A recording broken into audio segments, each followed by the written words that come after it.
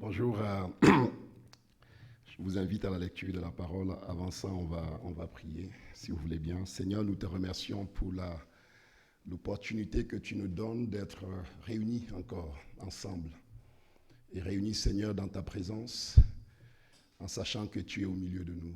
En sachant, Seigneur, que c'est ta présence qui fait de ce temps un temps particulier. Et nous venons avec beaucoup d'attentes, parce que nous venons vers un Dieu qui n'est pas limité. Un Dieu qui n'est pas limité dans sa connaissance, un Dieu qui n'est pas limité dans dans ses ressources. Nous venons, Seigneur, avec foi, parce que nous croyons, Seigneur, que par le sacrifice de ton Fils, tu nous as imputé la justice qui nous permet de nous tenir approuvés dans ta présence et de communier dans ton amour. Prends la place que tu demandes ce temps, Seigneur. Et alors qu'on te loue, alors qu'on t'adore, que ton esprit nous fasse vivre. Au nom de Jésus, j'ai prié. Amen. Si vous voulez bien, je vous invite à vous lever pour la lecture de la parole. Dieu est esprit. Et c'est en esprit et en vérité qu'on l'adore.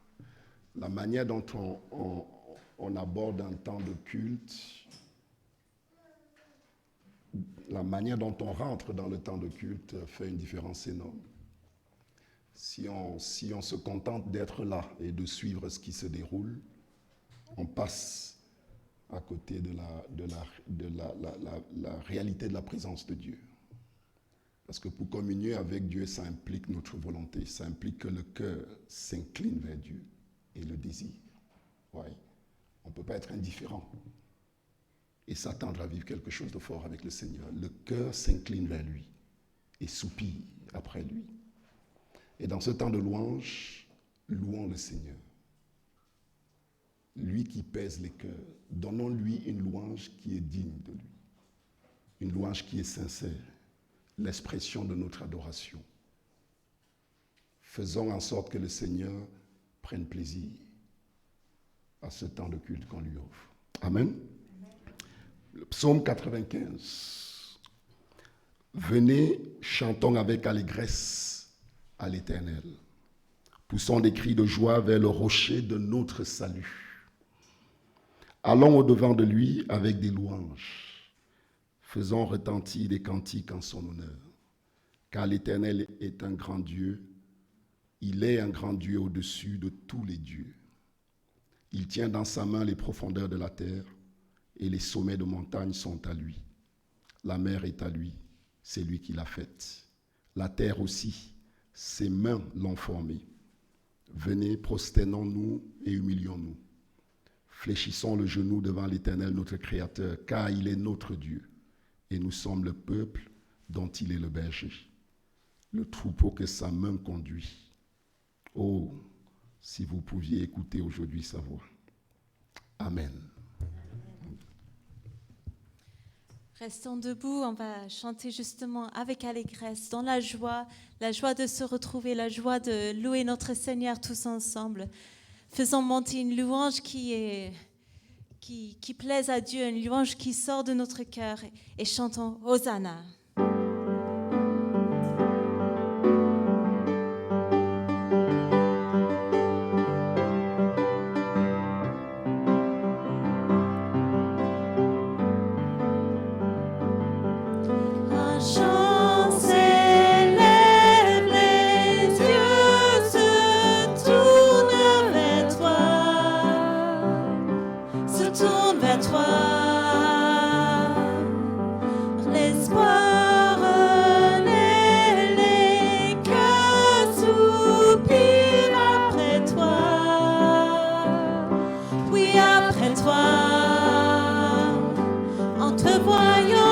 Nous retrouvons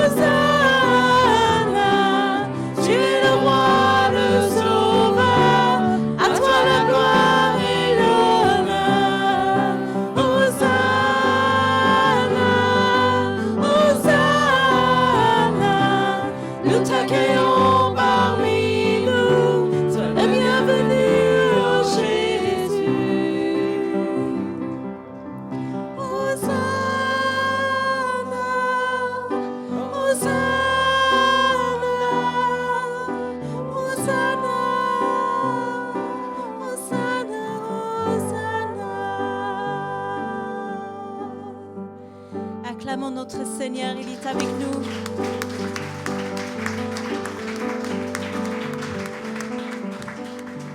Le prochain chant s'appelle « Béni soit ton nom » et c'est un chant que j'aime beaucoup parce que il nous dit que nous pouvons louer le Seigneur malgré les circonstances dans lesquelles nous nous trouvons.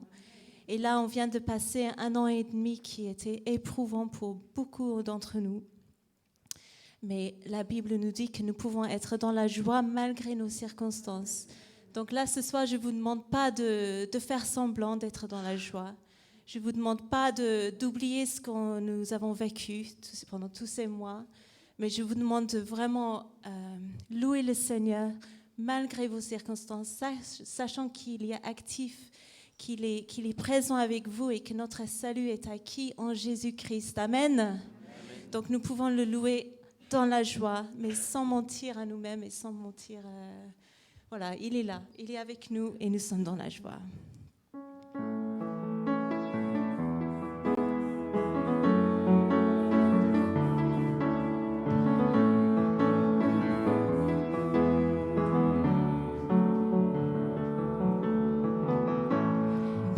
Soit ton nom, là où tu donnes l'abondance et déverses ta bienveillance. Béni soit ton nom.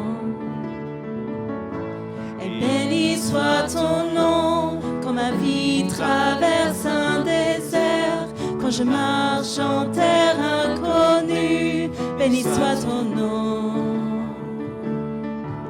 Tes bienfaits font naître en moi chant de louange, et même au cœur de la nuit, Seigneur, je redirai. Béni soit le nom du Seigneur, béni soit le nom, béni soit le nom du Seigneur, béni soit ton nom glorieux. Béni soit ton nom, quand sur moi brille le soleil, quand la vie semble me sourire. Béni soit ton nom. Et béni soit ton nom, sur la route semée de souffrance, si mon coup d'offrir ma louange. Béni soit ton nom. Tes bienfaits font naître en moi des chants de louange, et même au cœur de la nuit, Seigneur, je redirai. Béni soit le nom du Seigneur, béni soit ton nom, béni soit le nom du Seigneur, béni soit ton nom glorieux. Tu donnes et tu reprends, tu donnes et tu reprends. Mon cœur choisit de dire, oh béni soit ton nom. Tu donnes et tu reprends, tu donnes et tu reprends. Mon cœur choisit de dire, oh béni soit ton nom. Béni soit le nom du Seigneur, béni soit ton nom, béni soit le nom du Seigneur, béni soit ton nom glorieux, béni soit le nom du Seigneur, béni soit ton nom, béni soit le nom du Seigneur, béni soit ton nom glorieux, béni soit le nom du Seigneur, béni soit ton nom, béni soit ton nom du Seigneur, béni soit ton nom glorieux, ton nom glorieux, ton nom glorieux.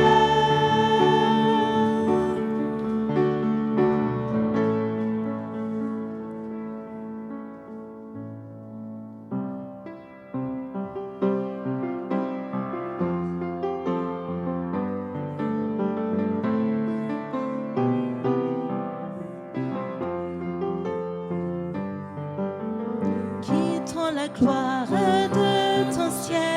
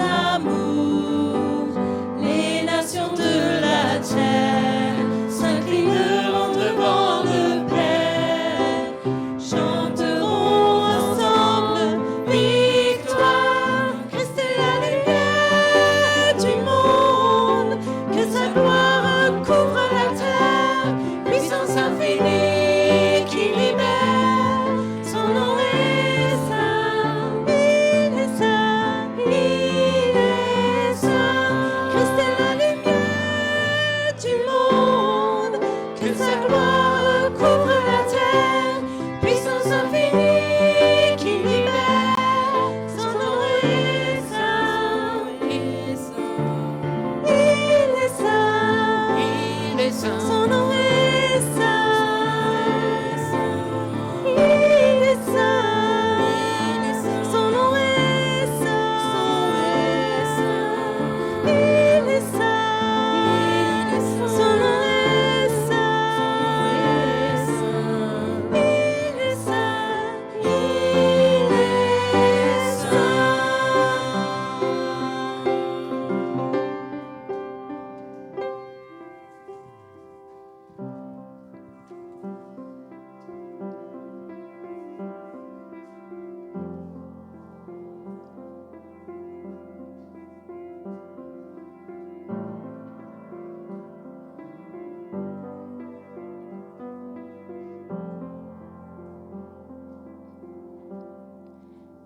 Éveille-toi, mon âme.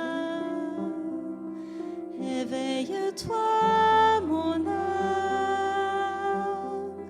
Voici l'aurore, sors du sommeil, éveille-toi. Éveille-toi, mon âme. Éveille-toi, mon âme. Après l'heure noire, renaît l'espoir. Éveille-toi. Il a souffert, il s'est livré, sacrifié, l'a su devoir.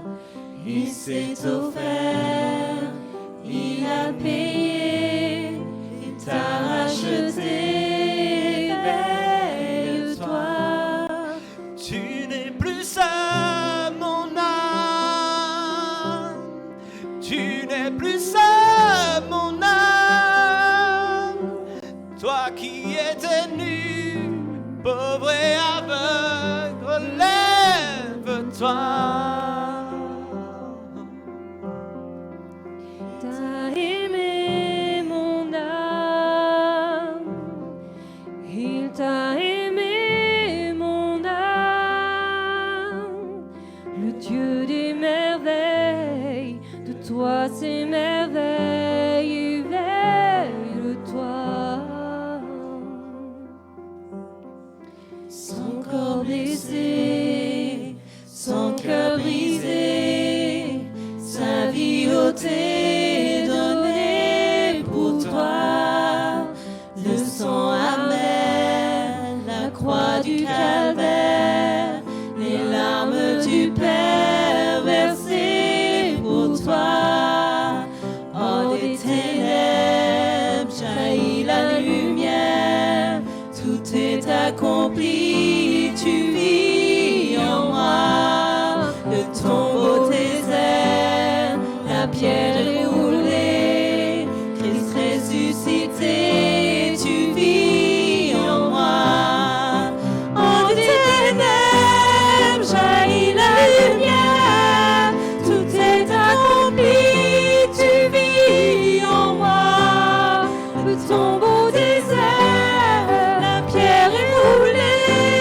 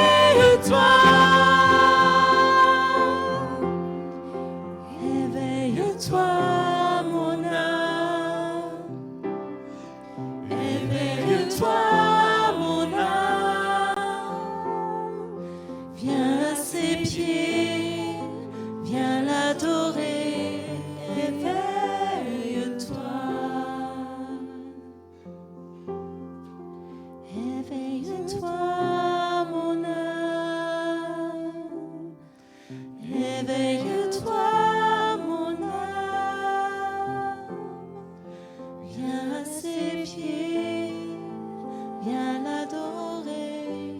Éveille-toi,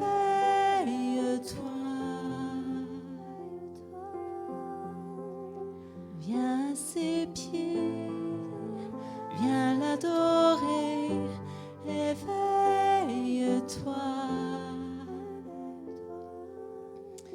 Peut-être que ce soir, tu n'as pas très envie de louer le Seigneur.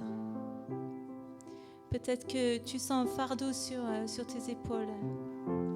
Peut-être que tu as besoin d'un nouveau souffle, un souffle de vie qui vient sur toi. Mais sache que l'Esprit Saint est là. Il est là pour donner la vie. L'Esprit Saint peut t'aider à louer le Seigneur si tu lui demandes, si tu lui ouvres ton cœur maintenant, il peut t'aider à vraiment adorer le Seigneur. Nous allons tous maintenant demander un souffle nouveau, que le Saint-Esprit vienne, qui nous donne un souffle nouveau, un nouveau désir pour louer le Seigneur et pour l'adorer.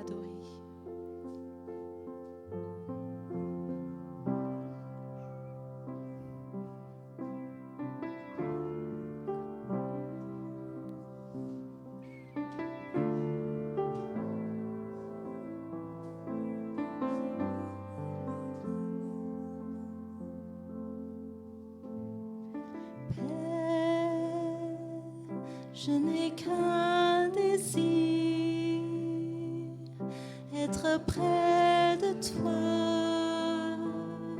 et sentir tes bras. Père, tu as envoyé ton Fils bien-aimé pour quiconque croit. Saint-Esprit qui donne vie, ranime en moi ce feu pour toi. Saint-Esprit, viens par ta pluie, rafraîchis-moi.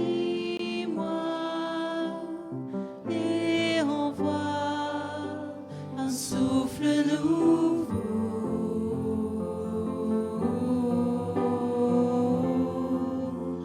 un souffle nouveau,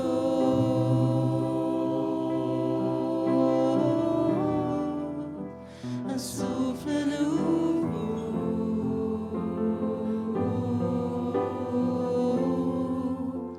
un souffle nouveau.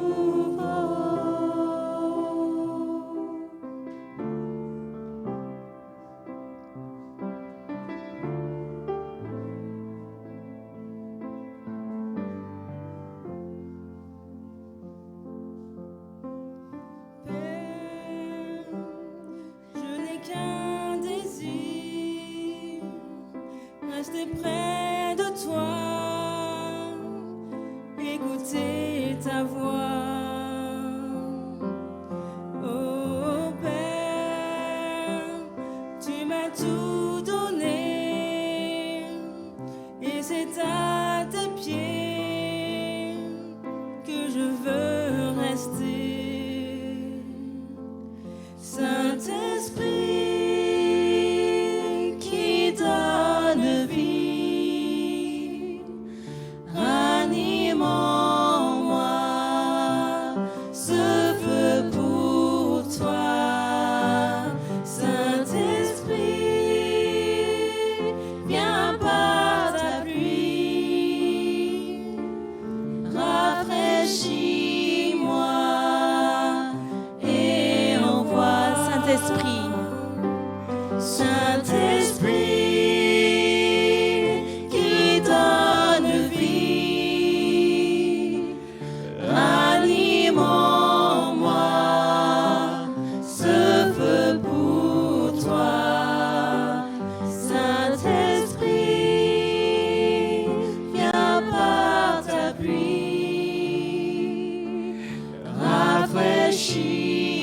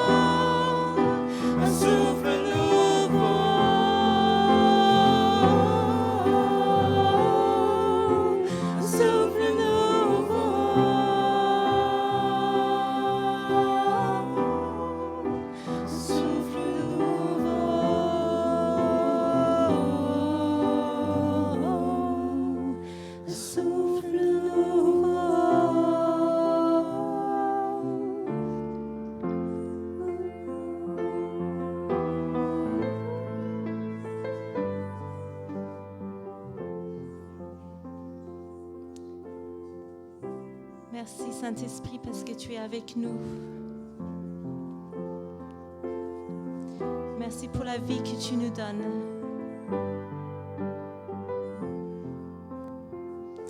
Je vous invite à prier maintenant. On peut tous prier en même temps. On peut lever nos voix pour louer le Seigneur. Le louer parce qu'il nous donne la vie.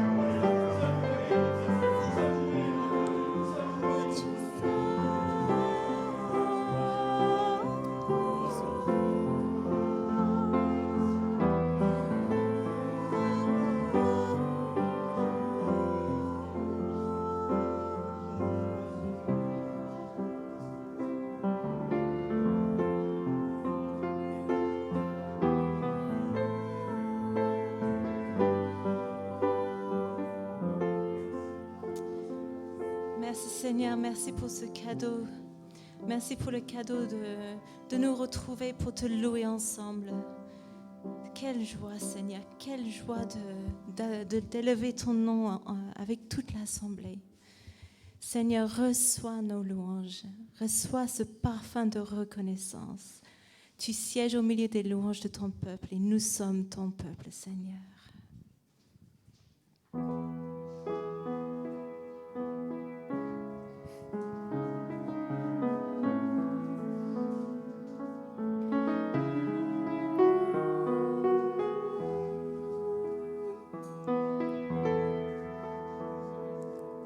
Reçois ce parfum de reconnaissance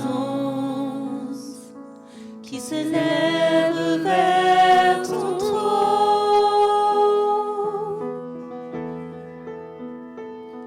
Reçois la louange de ta création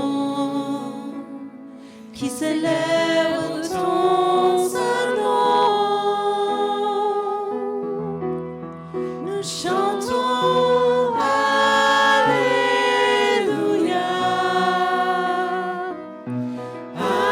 Alléluia,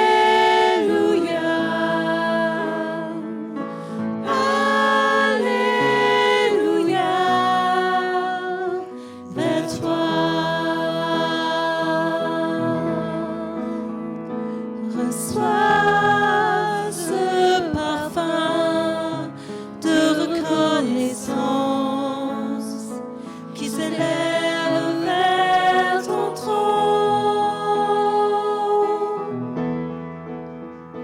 Reçois la louange de ta création qui célèbre ton saint nom. Nous chantons Alléluia,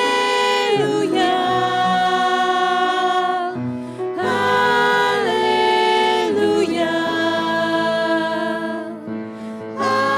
Alléluia, vers toi. Nous chantons Alléluia, Alléluia,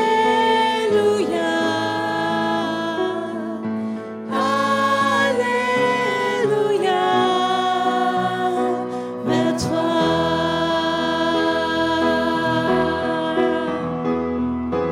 À toi la gloire, à toi la gloire, oh Jésus, oh Jésus, à toi la gloire, à toi la gloire, oh Jésus,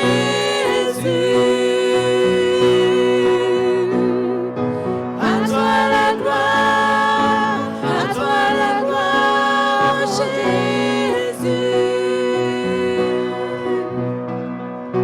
À toi la gloire, à toi la gloire, Jésus. Nous chantons Alléluia, Alléluia, Alléluia, vers toi. Nous chantons Alléluia,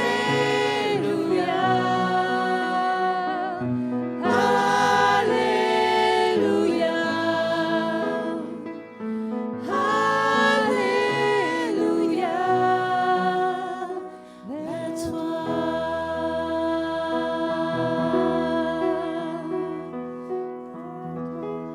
Amen. Merci Seigneur. Merci Seigneur.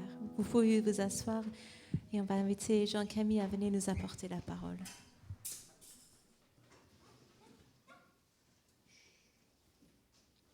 Ah, pardon, avant ça, il faut qu'on prie pour les enfants qui vont partir à l'école du dimanche pour la première fois en 18 mois. C'est génial, les enfants. Jean-Camille, tu veux bien prier pour les enfants? Allô? Amen. Amen. Seigneur, merci. Merci pour cette occasion, Seigneur. Merci pour ce privilège encore, Seigneur mon Dieu. Merci pour les soins que tu apportes, Seigneur mon Dieu, particulièrement à ces enfants, Seigneur.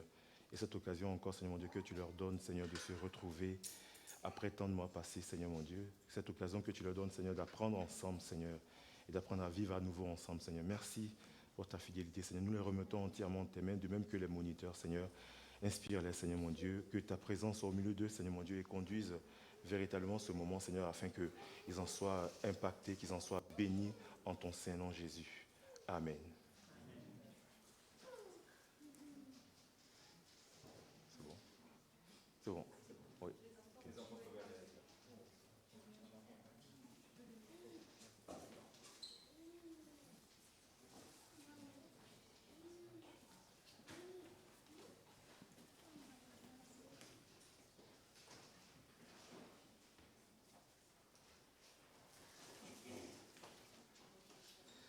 Bonjour à tout le monde. Bonjour. C'est une joie quand même de se retrouver à nouveau ensemble. Il y a toujours quand même quelques contraintes, mais c'est toujours... on prend quand même le fait de pouvoir se retrouver ensemble et de pouvoir partager la parole ensemble. Aujourd'hui, j'ai un message que j'ai à cœur de partager avec vous. C'est quand même dans la continuité de ce que j'ai commencé à faire, parce que c'est toujours ce que le Seigneur a mis dans mon cœur. Et donc, j'aimerais qu'on partage ensemble le témoignage de Jean le Baptiste. Et donc, pour ce témoignage, en fait, j'aimerais qu'on fasse un petit détour, en fait, dans l'église de Corinthe, donc qu'on va retrouver dans la première épître que Paul adresse à l'église de Corinthe, au chapitre 1er, à partir du verset 11. Donc, le message, c'est bien le témoignage de Jean le Baptiste, mais pour bien appréhender son témoignage qui va nous faire du bien, parce que je le rappelle encore une fois de plus, ce témoignage est un témoignage qui est fort en fidélité, en humilité, en audace également. Et donc c'est certainement un témoignage qui va nous affermir, qui va nous donner davantage de conviction dans notre marche avec le Seigneur. Mais avant cela, j'aimerais qu'on fasse un détour donc dans le livre de 1 Corinthiens, chapitre 1er, entre les versets 11 et 13. On va attendre que le... Merci, David. Alors, donc il nous est dit, « Car mes frères, j'ai appris à votre sujet, donc c'est Paul qui parle, j'ai appris à votre sujet, par les gens de Chloé, qu'il y a des disputes au milieu de vous. Je veux dire que chacun de vous parle ainsi. Moi, je suis de Paul, et moi d'Apollos, et moi de Céphas, et moi de Christ. Christ est-il divisé? Paul a-t-il été crucifié pour vous? Ou est-ce au nom de Paul que vous avez été baptisés? » Alors on commence par un état des lieux donc, de cette église qui va nous permettre de savoir, de voir en fait de quoi est-ce qu'il est question, parce que justement cette situation est un petit peu celle que va traiter Jean le Baptiste au moment de son témoignage au Seigneur Jésus. Donc un petit peu donc pour revenir, on a une église dans laquelle on a des frères qui se reconnaissent d'un tel ou d'un autre prédicateurs et qui sont même allés jusqu'à faire un choix au point où on a le sentiment que cette église se divise. J'attire un petit peu l'attention là-dessus. Bon, alors c'est un vrai sujet de se retrouver dans une église où on a des frères qui disent « moi je suis de Paul, moi d'Apollos, moi de Céphas », et on va jusqu'à dire « et moi de Christ », comme si on mettait au même niveau le Seigneur et ses apôtres. Donc c'est quand même, l'idée c'est quand même qu'on percute un petit peu la problématique à laquelle nous sommes confrontés là aujourd'hui. Des chrétiens qui considèrent à un moment donné que le Seigneur est au même titre que les apôtres, tant ils sont impressionnés par certains de ces apôtres, tant ils apprécient particulièrement ces apôtres. Donc, dans cette église, les gens de Céphas, les gens de Chloé, pardon, font remarquer cela à Paul. J'attire justement l'attention là-dessus parce que Paul fait remarquer que cette attitude peut conduire l'Église à la division. Et Paul en est informé par les gens de Chloé. Donc, cela montre clairement que les gens de Chloé, par leur observation, par leur regard, sont sensibles à ce qui se passe dans l'Église et attirent l'attention sur ce risque. Donc, c'est déjà une bonne chose. Et c'est également un message qui nous est envoyé pour dire que nous cheminons ensemble et nous prenons soin les uns des autres. Ce n'est pas Paul qui s'en rend compte, ce sont les gens de Chloé qui lui envoient l'information. Et il lui dit, attention, cette situation peut nous conduire l'Église à la division. J'aimerais qu'on observe un petit peu dans le détail pourquoi justement ces frères vont faire des choix particuliers entre les différents prédicateurs. On n'a pas forcément énormément d'informations concernant les différents prédicateurs dont il est question, mais à propos de Paul, par exemple, c'est quelqu'un qui a reçu de la part du Seigneur des révélations assez importantes. D'ailleurs, il est un des auteurs principaux du Nouveau Testament. Donc, c'est quelqu'un qui a reçu des révélations assez importantes. Donc, il a de la sagesse en ce qui concerne le royaume de Dieu, au point où eh bien, les disciples, en fait, sont impressionnés par son savoir. Et donc, ils se réclament de lui. En tout cas, tous les disciples qui sont sensibles à la question de la connaissance, de la sagesse, de posséder des choses, sont sensibles à Paul. Et du coup, ils se réclament de Paul. À propos d'Apollos, il est dit que c'était un homme assez éloquent. Et donc, ceux qui se réclament d'Apollos, certainement sont sensibles à la restitution qu'Apollos fait de l'Évangile. Évidemment, ils écoutent l'Évangile, mais ce qui les impressionne davantage, c'est son aisance oratoire, son éloquence, l'aise avec laquelle il transmet le savoir. En ce qui concerne Pierre, Céphas, il est réputé pour son charisme. C'est le leader des disciples. Et donc, ceux qui se réclament de Pierre pourraient justement être sensibles à ces sujets. Et puis, il y a quand même un dernier groupe qui dit appartenir en fait à Jésus-Christ. Donc, on peut penser que ce sont les disciples qui ont été témoins oculaires justement de la prédication du Seigneur. Ils ont certainement entendu tous ces autres prédicateurs, mais ils ont entendu le Seigneur lui-même directement. Et eux, ils disent, par rapport aux autres, ils sont de Jésus-Christ. Et ce qui nous interpelle, c'est quand même qu'ils aillent jusqu'à mettre le maître au même pied d'égalité que les apôtres. Et ça, c'est quand même assez dangereux. Donc, j'en parle parce que c'est une réalité, en fait, aujourd'hui dans notre Église. Enfin, pas dans notre Église en particulier, mais dans l'Église de façon générale.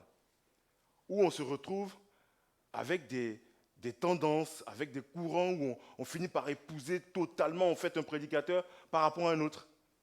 Dans ce que nous allons partager, l'important, c'est de retenir que le Seigneur utilise des prédicateurs d'une façon ou d'une autre, mais ce qui nous intéresse avant tout, c'est le message. Nous, notre focus, ce n'est pas sur le messager, c'est le message. Évidemment, le Seigneur peut utiliser un messager d'une façon ou d'une autre. Il l'utilise certainement par rapport au contexte, parce qu'il connaît les enjeux. Quand il va utiliser Jean le Baptiste, qui est présenté comme vivant dans le désert, se vêtissant de peau de chameau et se nourrissant d'insectes et de miel, il ne le fait pas exprès. C'est poussé par le Seigneur qui le fait. Et on peut malheureusement en être tellement sensible qu'on a envie de lui ressembler. Mais Jean le Baptiste arrive avec ce profil par rapport à ce qu'il doit traiter. Mais ce n'est pas le profil du prédicateur qui nous préoccupe. C'est son message avant tout. Et c'est de ça qu'il est question. Et c'est pour ça que Paul interpelle les frères en disant, il y a un danger avec cette attitude. Il y a un danger avec cette tendance justement à se revendiquer particulièrement d'un prédicateur par rapport à un autre, sachant que tous ces prédicateurs sont des bénédictions de la part du Seigneur. Certains arrivent avec un profil par rapport à un autre, certes, mais ils sont tous totalement complémentaires dans l'œuvre du Seigneur et ils nous bénissent à nous. Et donc nous ne pouvons que nous réjouir de leur particularité, de leur différence, de leur spécificité, mais ils viennent nous bénir à nous. Amen. On va donc maintenant voir en fait les risques en fait liés justement à cette situation, après avoir fait l'état des lieux de l'église de Corinthe. Paul fait remarquer justement qu'il y a un risque de division, en faisant remarquer que Christ n'est pas divisé. Par conséquent, les disciples ne peuvent pas être divisés, parce qu'ils ont au milieu d'eux différents prédicateurs qui apportent l'évangile. Quand on va un peu plus loin, dans 1 Corinthiens, au chapitre 3, au verset 1, autre risque justement de cette situation, Paul leur dit, « Pour moi, frères, ce n'est pas comme à des hommes spirituels que je vous ai parlé, mais comme à des hommes charnels, comme à des enfants en Christ. » Il fait remarquer que cette situation et ces choix que les frères font dans l'Église les retiennent, les empêchent de grandir, les empêchent d'avoir cette maturité spirituelle. Parce qu'ils ne s'attachent pas à l'essentiel, ils ne s'attachent pas au Seigneur. Parce qu'ils ne ciblaient pas en fait ce qui est le plus important. Ils n'ont pas compris en fait l'importance en fait du message qu'il leur a apporté. Ils s'arrêtent à tout ce qui est totalement secondaire. Donc on a vu le risque de division, le risque justement d'une croissance qui est freinée. Et puis troisièmement, dans toujours le livre de 1 Corinthiens au chapitre 3, verset 2, il leur dit, « Je vous ai donné du lait et non de la nourriture solide, car vous ne pouvez pas la supporter, et vous ne le pouvez pas même à présent, parce que vous êtes encore charnel. » Donc, résultat, Cette situation dans l'église de Corinthe, où chacun prend plaisir à se revendiquer d'un frère, d'un prédicateur ou d'un autre, empêche de grandir, nous limite dans notre croissance spirituelle, nous empêche en fait d'être attachés au Seigneur, nous prive de tout ce que le Seigneur peut nous apporter en termes de bénédiction. Tous ces frères, tous ces prédicateurs qui apportent le message dans l'Église sont en réalité des bénédictions que le Seigneur apporte.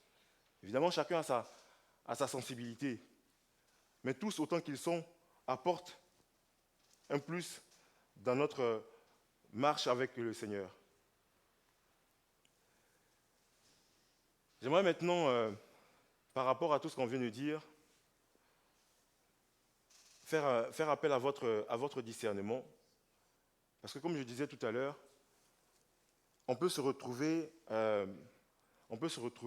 à être emporté par rapport aux critères, à des critères qu'on peut se donner sur un serviteur ou un autre. On peut se retrouver éloigné du message du Seigneur par rapport à des sensibilités qu'on peut avoir, par rapport aux critères qu'on se donne nous-mêmes. Mais l'intérêt ici, ou l'idée ici pour nous, c'est que nous soyons attentifs. Que nous soyons attentifs pour rester focus sur le message du Seigneur. Là, dans le cas que nous venons de voir, ce sont les frères de l'église de Corinthe qui, par leur attitude, en fait, conduisent malheureusement à la division de l'assemblée. Mais dans d'autres cas, ça peut être également aussi l'attitude de certains prédicateurs qui, au lieu de mettre en avant le message, vont mettre en avant tout ce qui est secondaire parce qu'on a besoin d'être reconnu comme tel, parce qu'on a besoin d'être reconnu comme un serviteur réputé, un serviteur qui est connu. On estime en fait l'efficacité de son service par tous ceux qui nous suivent, par tous ceux qui nous reconnaissent.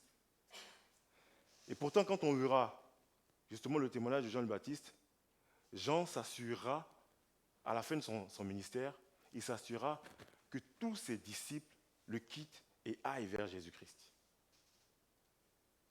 Alors, je ne vais pas aller trop loin par rapport à ma conclusion, mais la finalité, ou du moins la réussite d'un service pour le Seigneur, ne se jugera pas au nombre de disciples qu'on va avoir, au nombre de personnes qui vont nous suivre, mais au contraire, à tous ceux qu'on enverra vers le Seigneur.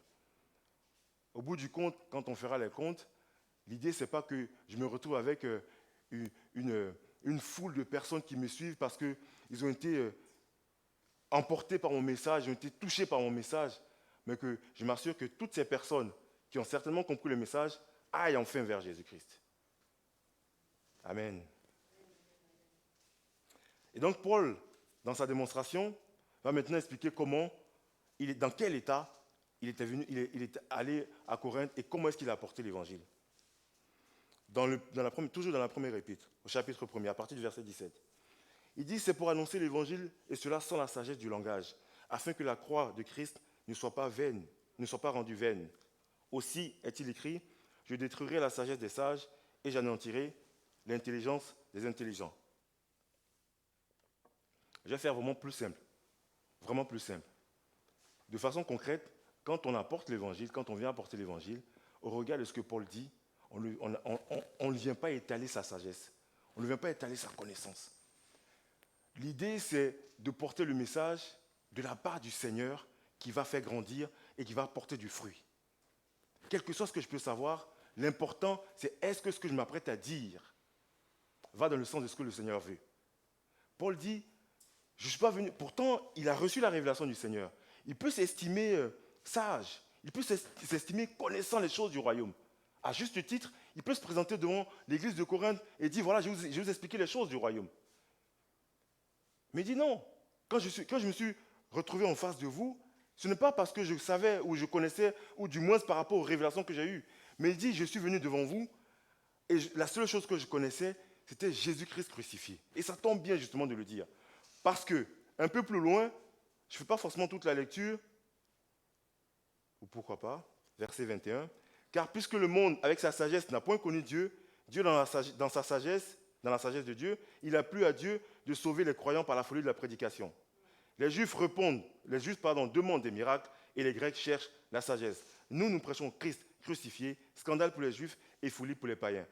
Mais puissance de Dieu et sagesse de Dieu pour ceux qui sont appelés tant Juifs que Grecs. Concrètement, il dit que ce n'est pas avec la sagesse qu'il est venu apporter l'évangile, ou du moins ce n'est pas avec la sagesse que les frères qui aujourd'hui donnent gloire à Jésus-Christ ont été convaincus. C'est parce qu'ils ont accepté le message Jésus-Christ crucifié qu'ils donnent gloire à Jésus-Christ. Et il attire leur attention sur une chose. Les Juifs demandent des miracles et les Grecs demandent la sagesse. Attention, ce sont des personnes en fait qui apprécient justement être convaincus dans leur chair, dans ce qu'ils considèrent comme étant important. Pour les Grecs, il faut que tu leur expliques les choses par A plus B, et qu'ils soient convaincus. Les Juifs, ils attendent des miracles. Il faut qu'ils voient avant de croire. Il faut que leurs yeux voient concrètement ce qui est fait avant de se mettre à croire. Mais nous prêchons Jésus-Christ crucifié. Et quand je dis Jésus-Christ crucifié, même moi-même, j'ai du mal à être convaincu. Parce que Jésus-Christ crucifié, ça veut dire quoi? Ça veut absolument rien dire. Mais Paul dit, quand on se présente devant vous, c'est Jésus-Christ crucifié. Parce que le but, ce n'est pas de vous convaincre. Je répéterai Jésus-Christ crucifié jusqu'à ce que mon temps soit écoulé, parce que je crois que Jésus-Christ crucifié sera ensuite conduit par le Seigneur lui-même pour convaincre les cœurs. De manière à ce que vous ne soyez pas convaincus par ma sagesse ou par ma démonstration, mais uniquement par le message qui est porté. Amen. Concrètement donc, même si nous sommes en face de personnes qui vont à un moment donné nous conduire, et ça justement, ça a été l'expérience de Jean le Baptiste, ils vont à un moment donné nous conduire vers, explique-nous les choses, toi tu es qui toi? Mais moi je prêche Jésus-Christ crucifié. Je viens avant le Seigneur, je suis que son précurseur. Je viens pour annoncer les choses. Ils vont essayer à chaque fois de nous détourner et nous conduire justement vers ce qui les convainc. Un petit peu le cas de Nicodème. Je t'aperçois, je t'ai vu prêcher là, et je t'ai vu en parler. Je suis convaincu que tu es un homme qui vient de Dieu. Non, arrête, stop. Il faut que tu naisses de nouveau. Mais tu me parles de quoi là? Il faut que tu naisses de nouveau. Et là, en ce moment-là, on parle du Seigneur. Et pour le faire, il faut qu'on soit convaincu justement qu'on est amené par le Seigneur. Il faut pour cela qu'on soit rempli par le Seigneur. Parce qu'en face, ils ont leur démarche. On vient avec la nôtre. Et le seul moyen justement de les conduire vers notre démarche, c'est d'être rempli par le Seigneur. Parce que notre démarche, c'est la démarche de la sagesse du Seigneur. Une sagesse qui les échappe totalement, mais une sagesse qui, lorsqu'elle est portée par nous-mêmes et que nous insistons là-dessus, elle finit par porter du fruit. Les amis, Jésus-Christ crucifié, ça veut dire quoi? On n'a pas été convaincus par cela. Si nous sommes là aujourd'hui et que nous confessons que Jésus est notre Sauveur, c'est parce qu'au-dedans de nous, cette parole nous a apporté. Elle nous a conduit, nous a menés justement à la foi. La foi, ce n'est pas le résultat d'une démonstration cartésienne. La foi, c'est le miracle que le Seigneur a accompli dans notre vie. Ce n'est pas une démonstration. C'est pourquoi nous prenons soin de, lorsque nous apportons le message, nous prenons soin de rester le plus simple possible pour éviter qu'on se retrouve à devoir gérer des cas où, frère, mais franchement, non, ce n'est pas ça le but. Oui, bien évidemment, j'accepte d'être encouragé, j'accepte justement d'être béni. Mais au final, ce n'est pas pour que tu fasses un choix parmi les prédicateurs, pour que tu fasses un choix parmi ceux qui servent le Seigneur. Non, non, le Seigneur a équipé l'Église de 6 prédicateurs, de façon concrète dans ce qui concerne notre assemblée. Il a équipé de 6 prédicateurs, il connaît leur parcours, il connaît leur sensibilité, il connaît ce qu'ils doivent apporter. Et pour nous, c'est une richesse. Quand je vais au restaurant, peut-être, oui, je fais un choix parmi le menu parce que je n'ai pas forcément tout le budget. Mais là, en l'occurrence, on a tout ce qu'il faut et c'est à nous de nous servir de tout parce que c'est une richesse pour nous. C'est une richesse pour nous. Et en face, il nous appartient à nous d'être le plus simple possible. Parce qu'encore une fois, on ne vient pas convaincre qui que ce soit. On vient s'acquitter d'un service. Et ensuite, on repart. Amen.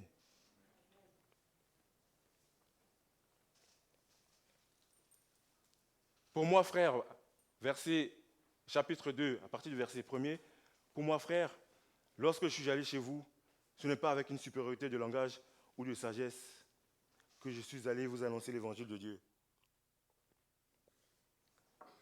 Et ma parole et ma prédication ne reposaient pas sur les discours persuasifs de la sagesse, mais sur la démonstration d'esprit et de puissance, afin que votre foi fût fondée non sur la sagesse des hommes, mais sur la puissance de Dieu. Alléluia. Les amis, pour faire plus simple, l'intérêt de ce que nous partageons, c'est que nous soyons attentifs. Attentifs à discerner ceux qui veulent nous apporter l'évangile avec une forme de sagesse, une forme de persuasion, et ceux qui veulent véritablement nous apporter l'évangile par la puissance de l'esprit. Amen. C'est ça le plus important. Qu'on soit attentif à cela.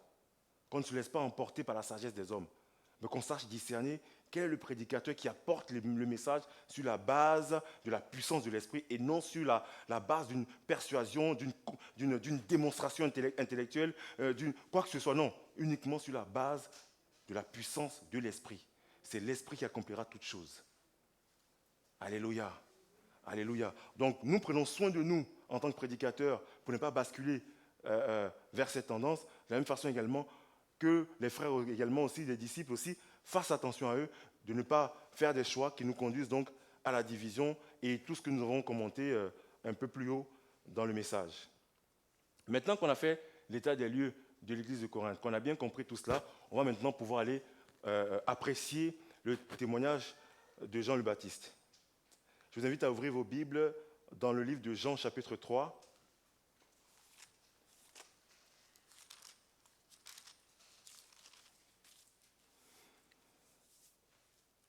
Jean chapitre 3, à partir du verset 25.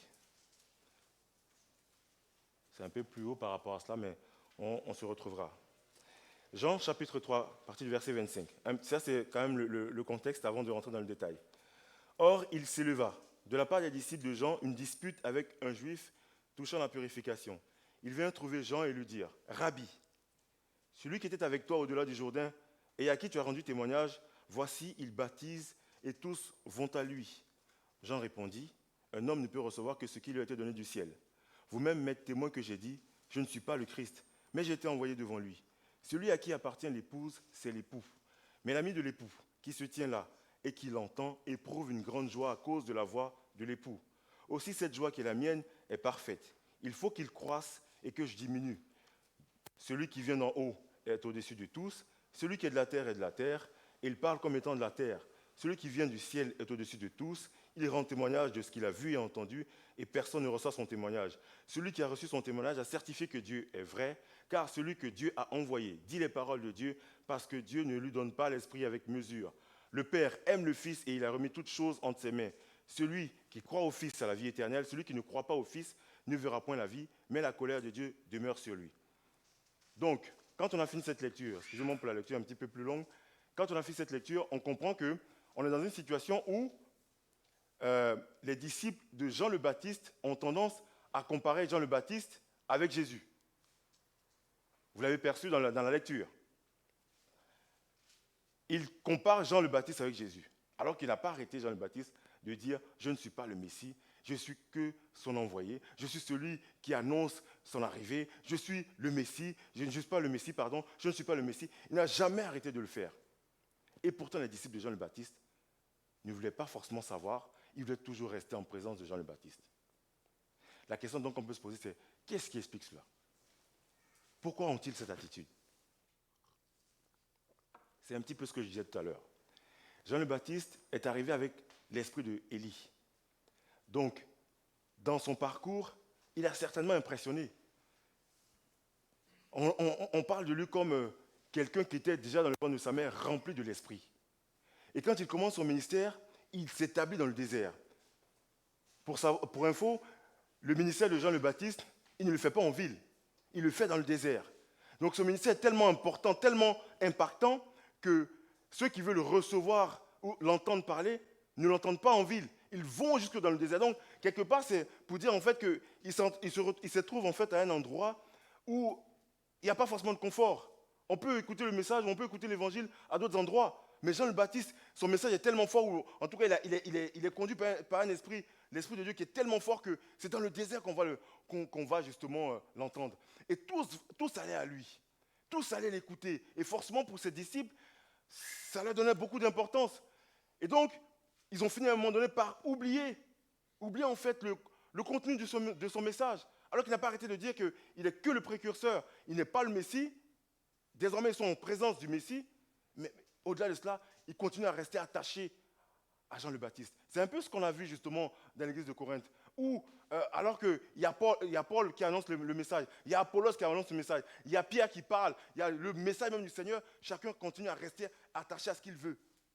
Et là maintenant, Jean prend la parole et maintenant il est obligé, il va quand même dans son témoignage être assez tranchant de manière à ce que ses disciples comprennent véritablement de quoi est-ce qu'il est question.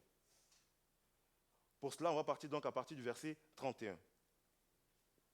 Si tu peux nous faire apparaître justement à l'écran les références en question. Donc, dans le témoignage de Jean le Baptiste, j'ai retenu 5 points qui expliquent clairement de quoi est-ce qu'il est question et surtout nous donnent davantage de force et de conviction dans notre marche avec le Seigneur. À partir du verset 31, il dit « Celui qui vient d'en haut est au-dessus de tous, celui qui est de la terre, et il parle comme étant de la terre. Celui qui vient du ciel est au-dessus de tous. » Dans cela, Jean est en train d'expliquer à ses disciples les origines de l'un et de l'autre. Aussi important qu'a pu être le ministère de Jean le Baptiste, aussi grand, aussi impactant qu'a pu être le ministère de Jean le Baptiste, Jean leur rappelle une chose. Même si j'étais le prophète le plus influent de l'histoire de l'humanité, je reste de la terre. Et Jésus-Christ, il est du ciel. Il va arriver dans son témoignage à faire une espèce de comparaison pour que ses disciples arrivent à comprendre de façon définitive. Je peux être le plus grand. Vous pouvez m'élever comme vous le souhaitez. Je reste de la terre et Jésus est du ciel. À partir de nos origines, les choses sont déjà différentes. Il ne peut qu'être plus grand que moi. Il ne peut qu'être plus grand que moi. Vous ne pouvez donc pas continuer à me comparer à lui. Jésus est du ciel, Jean est de la terre. Première différence. On continue. Au verset 32. Il rend témoignage de ce qu'il a vu et entendu et personne ne reçoit son témoignage. Et j'aime tellement ce verset. Jésus rend témoignage de ce qu'il a vu et entendu. Et moi, j'aimerais prendre l'exemple justement de tous ceux qui prêchent, qui apportent le message maintenant. En tout cas, au sein de notre assemblée. En parlant de Jésus-Christ, il parle de ce qu'il a vu et entendu. Mais nous, en tant que prédicateurs, nous parlons de ce que l'Esprit dépose sur notre cœur. Et par rapport au fait que nous sommes faillibles, que nous sommes chers, même dans ce qu'on reçoit, on ne transmet pas 100% de ce qu'on reçoit. Il y a de la perte. Quand on aura fini, là, j'irai revoir mes fiches et je m'apercevrai qu'il y a des choses que je n'ai pas dites. Parce qu'on ne transmet pas 100% de ce qu'on reçoit.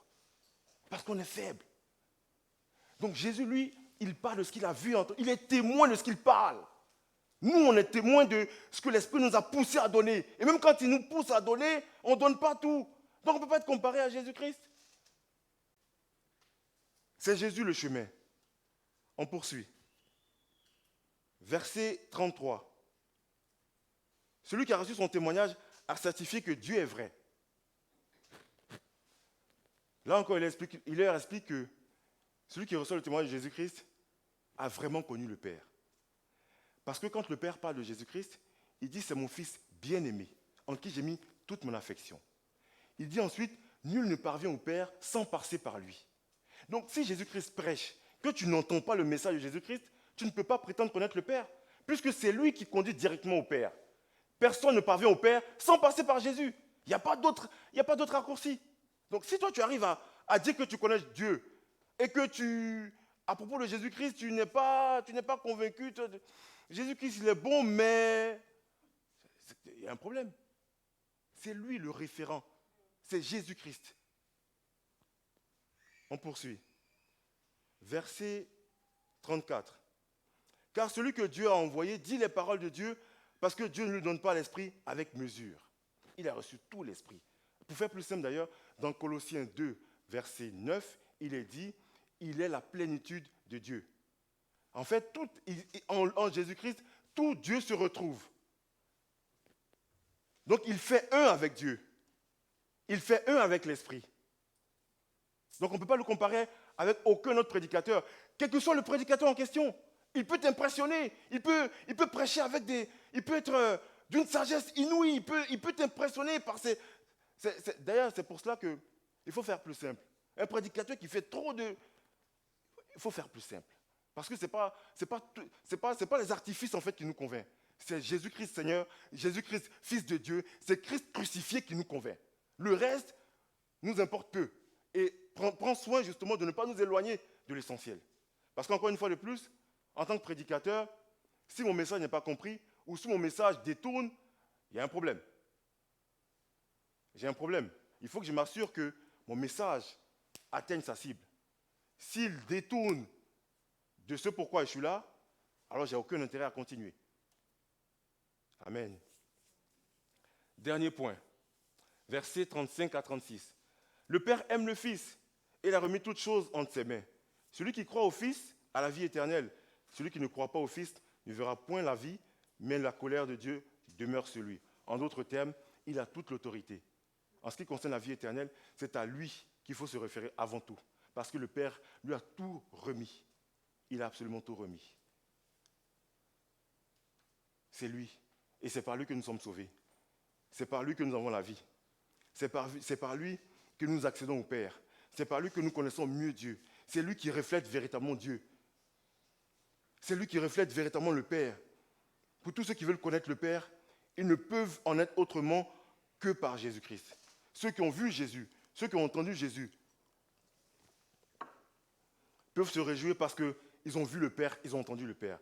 Ceux aujourd'hui qui connaissent Jésus et qui acceptent Jésus comme Seigneur, et qui lisent la Bible, et qui demeurent dans la lecture de la Bible, et qui demeurent dans l'obéissance à cette parole, et qui se soumettent à Jésus-Christ pour être son disciple, voient le Père. Et il les conduit au Père. Alléluia. C'est le plus important pour nous.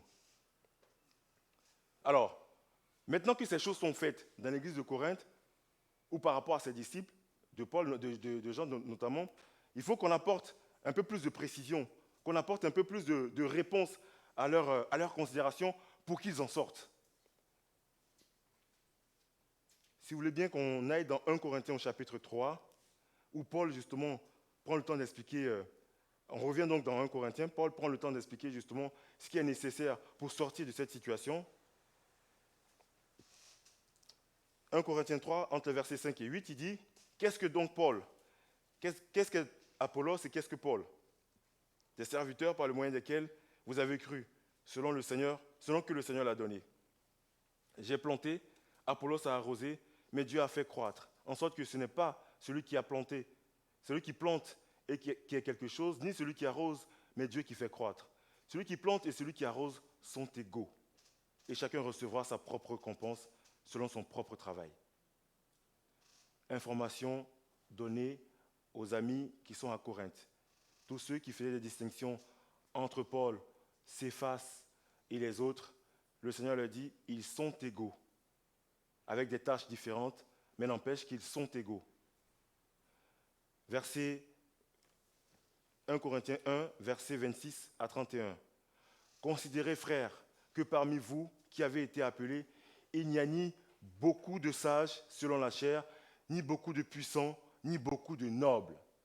Quand on arrive à considérer Paul, Céphas, Apollos, c'est qu'à un moment donné, on considère qu'il y en a un des trois qui a plus de sagesse, qui a plus d'intelligence, qui a plus de connaissances. C'est lorsqu'on bascule, lorsqu'on rentre dans ces considérations, qu'on s'en éloigne, qu'on s'éloigne de ce que le Seigneur a prévu et qu'on finit par être dans la division. Considérez qu'au milieu de vous, il n'y a pas beaucoup de sages, il n'y a pas beaucoup de puissants, il n'y a pas beaucoup de nobles, tout ça par la chair. Il n'y a rien de tout ça. Ce sont juste des serviteurs par lesquels le Seigneur s'adresse à nous ou à chacun de nous en particulier. Arrêtons, ou du moins s'arrêter, toute considération de cette nature. Mais Dieu a choisi les choses folles du monde pour confondre les sages. Dieu a choisi les choses faibles du monde pour confondre les fortes. Et Dieu a choisi les choses viles du monde et celles qu'on méprise, celles qui ne sont point, pour réduire à néant celles qui sont, afin que nulle chair ne se glorifie devant Dieu.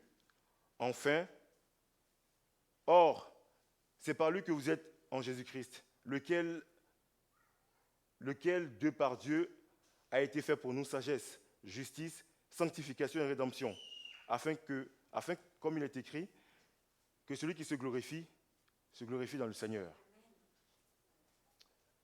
Amen. Si ton frère est riche par la sagesse que Dieu lui donne, glorifie-toi de ce que Dieu nous ait donné cela. Glorifie-toi toi-même en Jésus-Christ de ce que tu reçoives cette grâce. Si ton frère est riche de la prédication qu'il apporte, glorifie-toi dans le Seigneur de ce que le Seigneur nous a donné cela. Mais ne te réjouis pas juste du fait que tu es en face de toi un serviteur de qui tu es plus proche et qui connaît telle ou telle chose de la part du Seigneur. Alléluia.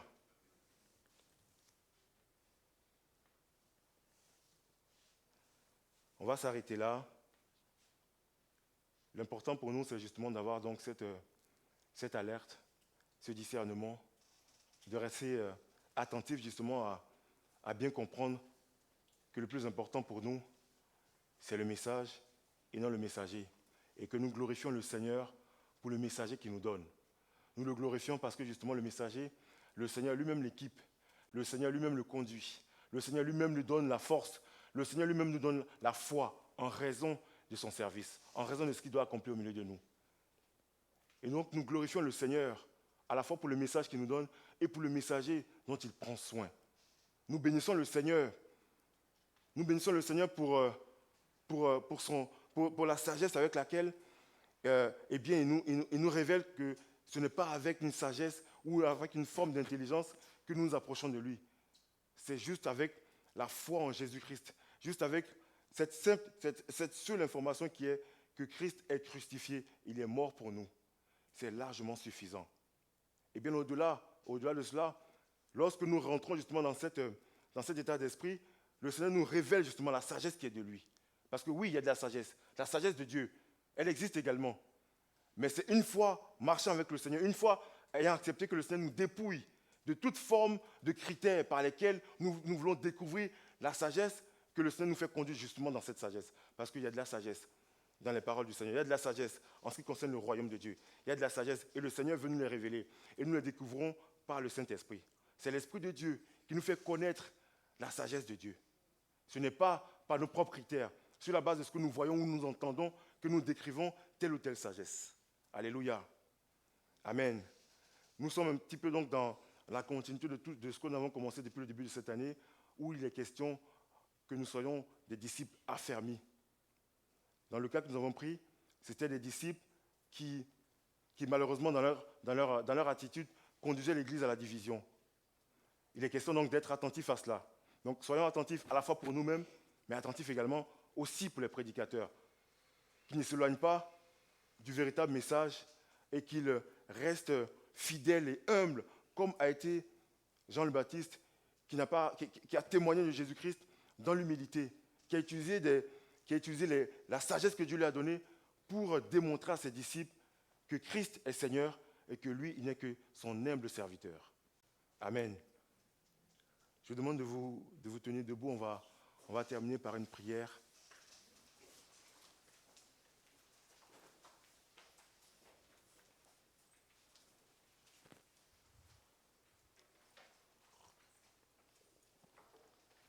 J'avais vraiment à cœur, les amis, de partager avec vous cela, parce qu'on appartient à une époque où on peut avoir accès à des messages de toute forme. On peut avoir accès à toute forme de messages, les amis. On a une assemblée, mais au-delà de cela, eh bien, il y a d'autres formes de prédication, il y a d'autres formes de messages. Il y a beaucoup de choses qui sont faites autour de nous. Et nous devons rester fermes. Nous devons rester attachés à la véritable doctrine. Nous devons rester attachés à la parole. Et également aussi être attentifs, être vigilants à toutes les alertes qu'il y a autour de nous, de manière à discerner ce qui est de Dieu et ce qui ne l'est pas. Qu'on soit justement attentif à cela. Et j'espère vraiment que ce message de la part du Seigneur nous tiendra justement en alerte par rapport à cela pour demeurer ferme dans la voie dans laquelle le Seigneur nous a conduits. Seigneur, sois béni, Seigneur. C'est par toi que nous sommes ici. C'est toi qui nous as guidés, Seigneur. Et c'est toi qui nous nourris, c'est toi qui nous alimentes, c'est toi qui nous fais grandir. Et pendant que tu nous fais marcher, tu veux que nous soyons attentifs à tous les dangers auxquels nous pouvons être exposés. Et nous t'en remercions, Seigneur. Merci pour la vigilance que tu nous donnes. Merci pour le discernement que tu nous donnes, Seigneur. Nous nous remettons également à toi. Ce n'est pas par nos propres moyens, Seigneur mon Dieu, que nous serons en capacité, Seigneur mon Dieu, d'être vigilant ou d'éviter ces choses, Seigneur mon Dieu.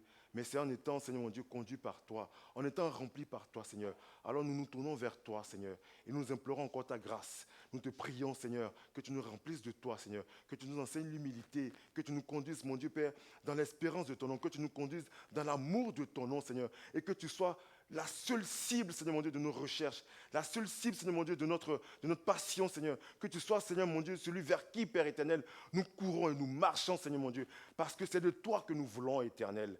Nous reconnaissons tout ce que tu envoies, Seigneur mon Dieu, de ta part, Seigneur mon Dieu, mais nous sommes attachés à toi avant tout, Seigneur. Alors merci pour ta grâce. Bénis mes frères, bénis mes sœurs, bénis l'assemblée, Seigneur mon Dieu, et que nos cœurs soient fermes, Seigneur mon Dieu, et tournés uniquement vers toi, vers qui, Seigneur mon Dieu, nous avons le secours et la délivrance, Seigneur. À toi seul toute la gloire et toute l'élévation dans le nom de Jésus. Amen. Merci.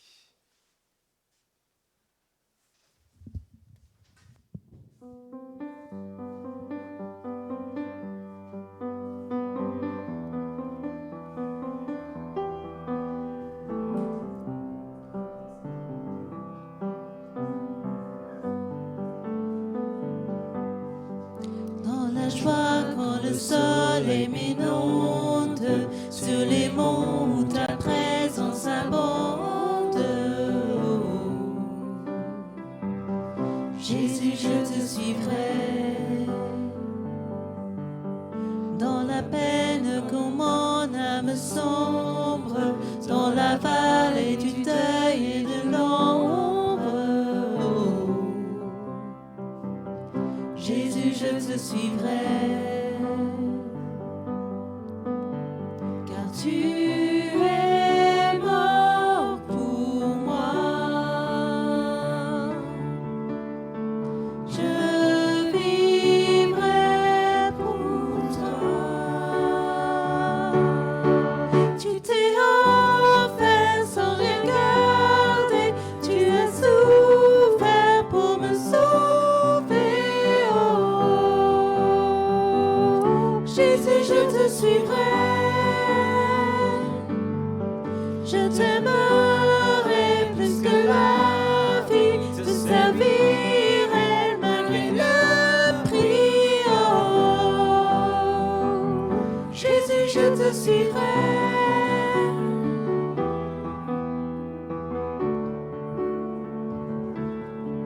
Confiant quand ma foi est profonde, dans la doute quand ma paix semble fondre. Oh, Jésus, je te suivrai, car tu es mort pour moi. Je vivrai pour toi. Tu t'es offert sans rien garder, tu as souffert pour me sauver. Oh, Jésus, je te suivrai, je t'aimerai plus que la vie, te servirai malgré le prix. Oh, Jésus, je te suivrai.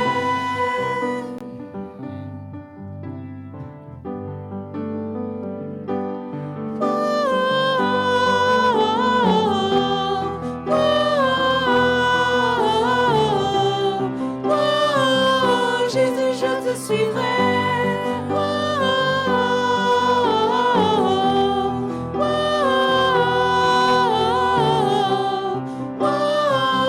Jésus, je te suivrai, car tu es mort pour moi. Je vivrai pour toi, car tu es mort pour moi. Je vivrai pour toi. Tu t'es offert sans rien garder, tu as souffert pour me sauver.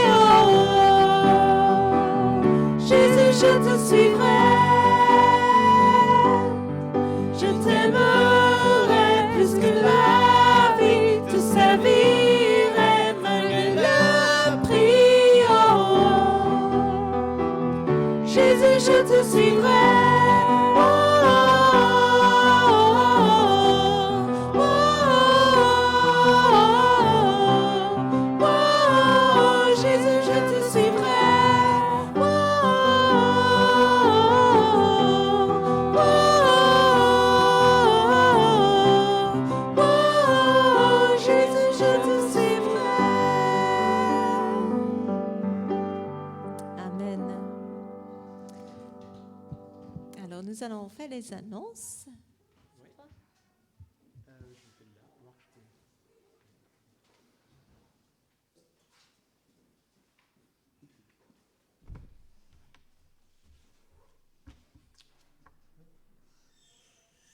Bonjour à tous.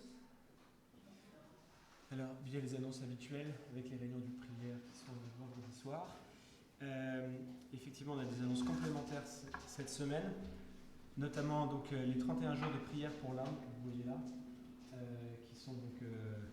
si vous voulez plus d'informations, vous pouvez aller sur portesouvertes.fr. C'est une initiative de Portes Ouvertes pour qu'on prie pour nos frères et nos sœurs qui sont en Inde. Comme Sophie vous l'a présenté tout à l'heure, nous avons aussi la boîte à questions qui a fait son retour du coup à l'église. Donc n'hésitez pas si vous avez des questions sur plein de choses, si peut-être la prédication de notre frère vous a amené des nouvelles questions, n'hésitez pas à aller prendre un bout de papier, écrire votre question, et puis avec les anciens, puis le pasteur, on regardera ça pour vous apporter les réponses. Ce soir, nous avons une agape. Ça, c'est une bonne nouvelle. Mais juste avant l'agape, on va parler juste d'une dernière chose. Donc les cultes ont repris en présentiel. Donc reprenons aussi nos bonnes habitudes de présentiel. C'est-à-dire avant les cultes, en fait, dans l'assemblée, avant les cultes, dans la salle, dans le sanctuaire, c'est un moment où il y a l'équipe de louange qui répète. Il y a la sono qui est en train de finir, la technique qui est en train de finir de s'installer. Donc s'il y a des gens qui veulent venir dans le sanctuaire, vous êtes évidemment les bienvenus pour prier et pour louer avec nous. C'est un grand plaisir. Si en revanche vous voulez parler, je vous inviterai à rester soit dans les fellowships, qui est sur le côté, ou dehors, de manière à ce que les gens qui sont là et qui se préparent pour le service puissent le faire de la meilleure manière possible. Et puis, voilà, c'est toujours un bonheur de louer avec des frères et sœurs, donc n'hésitez pas à nous joindre pour la louange, c'est un plaisir. Donc, les consignes pour les agapes. Donc là, le temps est clément, donc ce que je vais vous proposer, c'est que pendant que l'équipe qui installe va installer donc, du coup, les bonnes choses à manger dans le fellowship, en fait, ce sera d'aller dehors pour attendre. Et après, on va faire une circulation comme on a l'habitude de faire, dans ce sens-là. Je vais dans le mauvais sens. Dans ce sens-là, donc on rentrera par là, on se servira, puis on ressortira de l'autre côté. Il y a des gens qui servent, donc s'il vous plaît, laissez les gens vous servir. Comme ça, on respecte un maximum de gestes barrières possibles.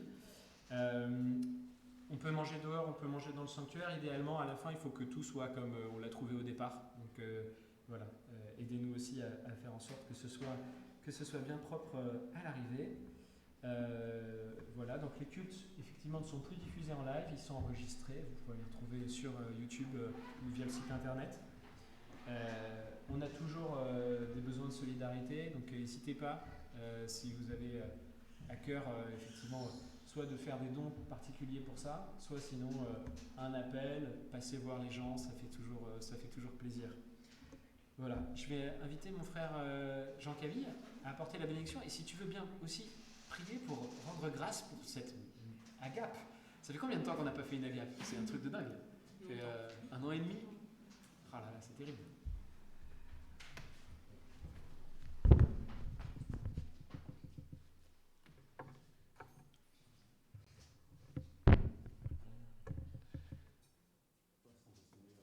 Debout, s'il vous plaît. Merci. Père éternel, merci. Merci d'avoir rendu possible, Seigneur, ce temps de culte, ce temps de louange et d'adoration, Seigneur. C'est à cela que tu nous appelles, mais également tu l'as rendu possible, Seigneur, malgré toutes les difficultés, Seigneur mon Dieu, auxquelles nous pouvons être confrontés, Seigneur. Merci également, Seigneur mon Dieu, de permettre, Seigneur mon Dieu, à nos frères et nos sœurs, Seigneur, de nous rejoindre, Seigneur mon Dieu, pour que nous puissions vivre véritablement cette communion fraternelle, Seigneur mon Dieu, à laquelle également, Seigneur mon Dieu, tu y tiens, Seigneur mon Dieu. Tu veux que nous puissions nous voir, Seigneur mon Dieu, de manière à échanger, de manière à prendre de nos nouvelles, de manière à prendre soin également les uns des autres, Seigneur. Alors, permets également, Seigneur, que nous puissions reprendre ces bonnes habitudes, Seigneur, afin de pouvoir ensemble te louer, Papa.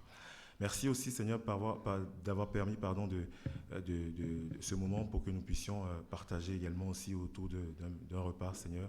Te prions afin de bénir ces repas, bénis également les mains qui l'ont fait. Bénis aussi tous ceux qui seront conviés, bénis les échanges que nous aurons, bénis vraiment ce temps qu'il soit utilisé, Seigneur, encore pour que nous puissions davantage faire connaissance et grandir ensemble, Seigneur mon Dieu, dans la connaissance de ton amour, Seigneur. Merci pour ta fidélité. Je t'ai prié dans le nom précieux de Jésus-Christ. Amen. Restez debout, on va faire un dernier chant, Yahweh.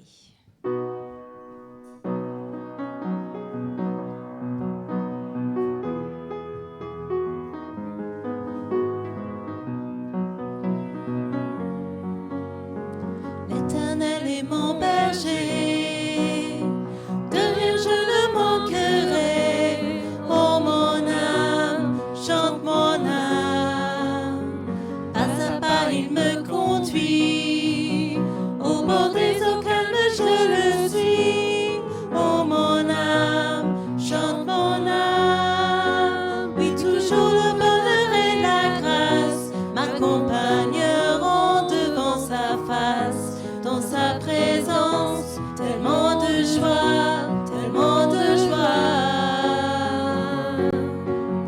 Et tant qu'il se trouve auprès de moi, aucun mal, mon âme, tu ne craindras. Et dans son temps, je reviendrai, je reviendrai.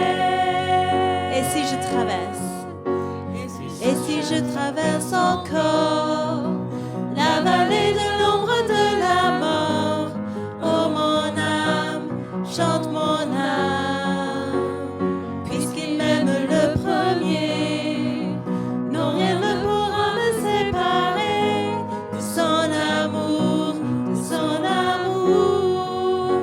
Oui, toujours le bonheur et la grâce m'accompagneront devant sa face, dans sa présence, tellement de joie, tellement de joie. Et tant qu'il se trouve auprès de moi, aucun mal, mon âme, tu ne craindras. Et dans son temps, je reviendrai, je reviendrai. Yahweh, Yahweh, tu fais briller sur moi ton soleil. Yahweh, Yahweh, ta lumière chasse au loin les ténèbres. Yahweh, Yahweh, ta parole éclaire mon sentier. Yahweh, Yahweh, Yahweh.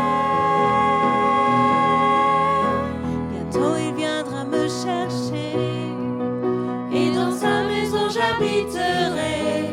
Oh mon âme, chante mon âme, sans cesse jusqu'à son retour.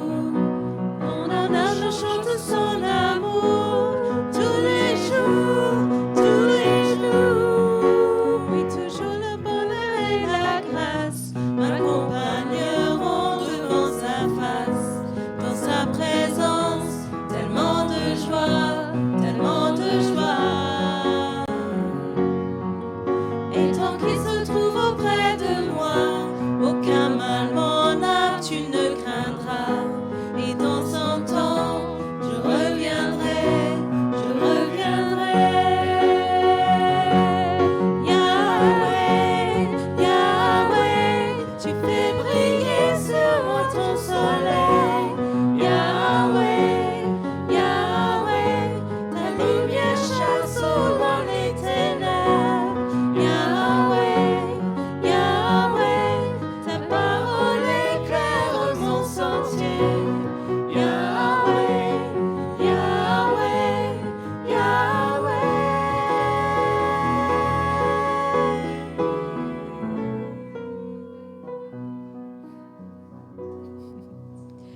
Amen. Bon appétit. À tout à l'heure.